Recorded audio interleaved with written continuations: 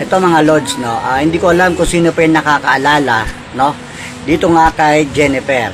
No, si Jennifer yung sikat na manika na ginamit sa isang commercial kung saan hinahanap niya si Jennifer, no. Pag-uwi nung magulang niya, nakita nga si Jennifer doon sa likuran ng kanilang kotse. So, meron pa siguro mga nakakalala kasi sobrang sikat ni Jennifer noon, no? Ika nga nila, Jennifer, nasan ka? Ayan. So, ito yung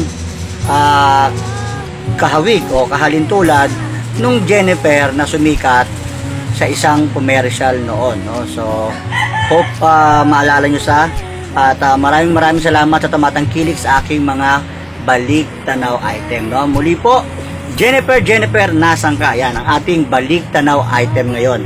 Salamat po.